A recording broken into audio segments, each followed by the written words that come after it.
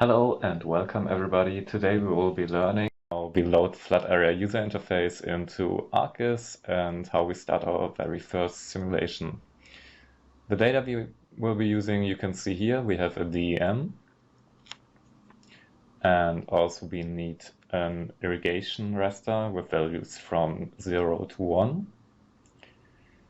We also have roughness raster using the Manning-Strickler roughness values based on the formula of Gaukler, Manning, and Strickler.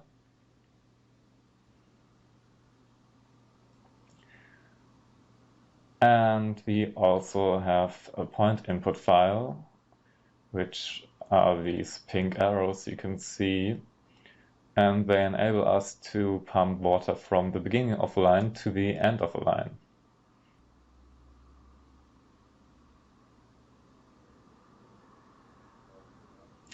First, we have to load FloodArea into ArcGIS, which we can do by enabling the extension. And then in the toolbars, we activate the FloodArea toolbar. Now you can see it over here on the right. We can set the languages and look into the FloodArea license. If we hadn't enabled it already, you could do it now with the dots. We calculate our flood area and start by the simulation. In the interface, you can see we first have to put in our digital elevation model. The units, we choose meters. For the hydrograph, for the pumps, we activate the point input hydrograph, and then we have to put in our hydrograph and also a coordinate file. So two files for the point input hydrograph.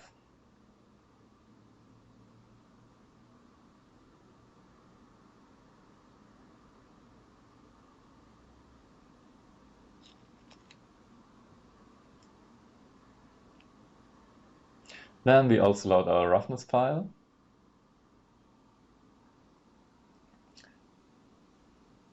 And then go to the irrigation files, because we also want to simulate a rainstorm.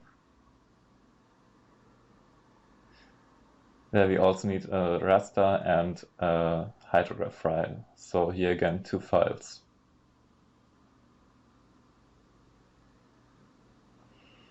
We could also enable a time-dependent rainstorm.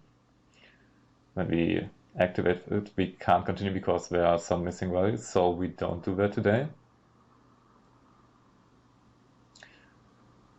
And now we can set the path for our output directory for temporary and other data.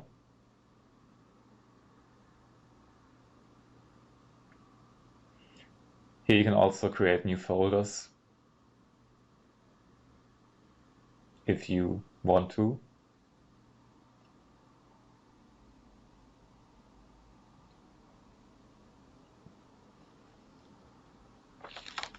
Under metadata, you can put in an author or a comment if you want to, or if needed.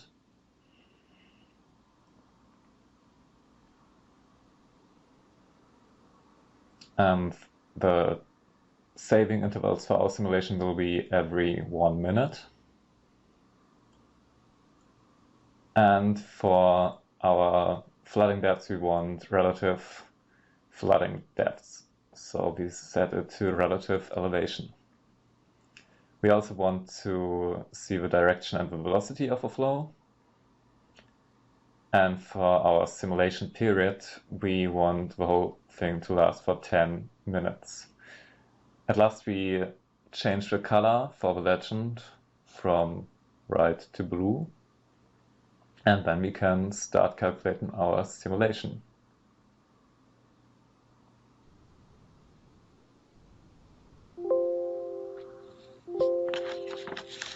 Here you can see now the calculation time, and soon also the simulation time should start, which it does now.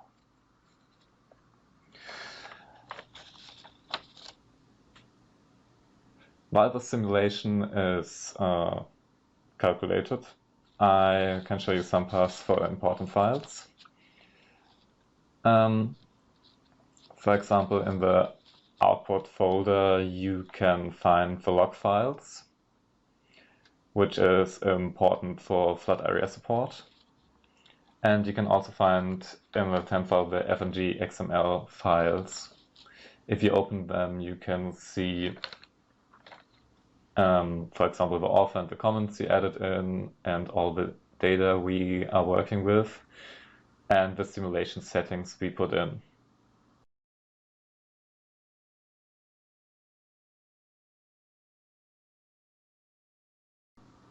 And also the output directories.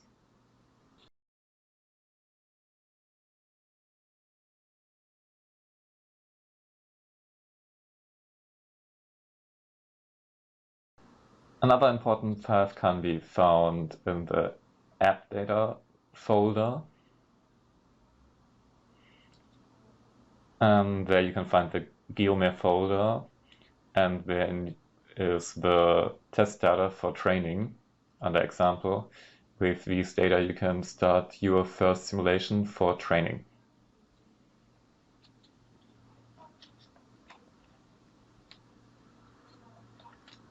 And there are also log files saved in here.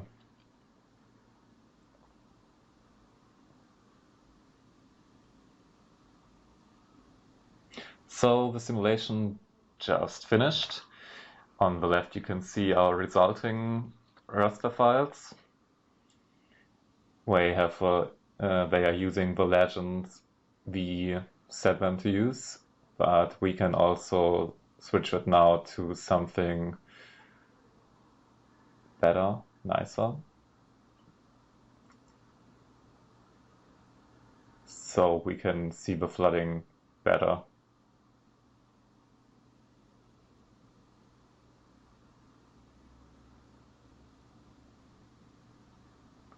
We also change the color range. And now you can see the flows much better.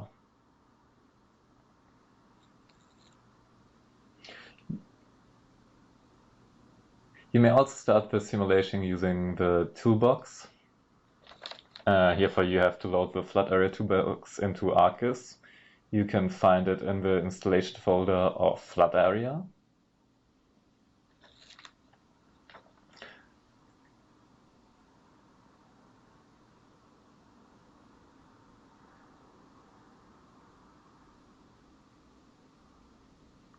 The toolbox includes 3 tools. The last one, Start FloodArea, is the one we will be using.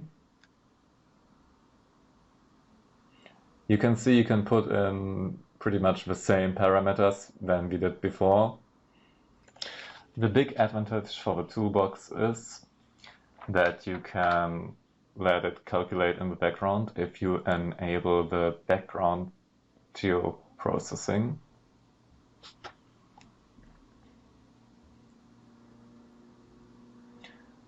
First we need our elevation model, which we already used.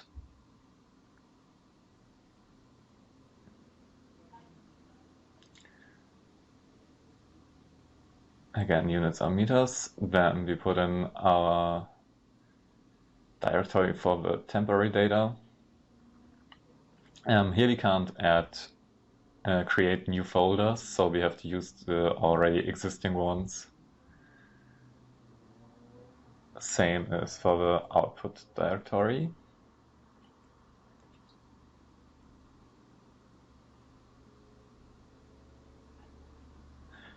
Output switch, we want to have relative flooding depths and flow direction and velocity shown, so we take switch number 4. The maximum exchange rate per mil is 1. And the duration of our simulation, we will take 1000 seconds.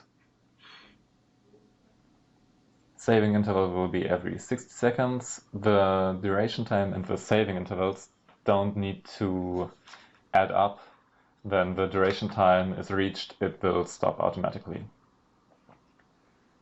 Then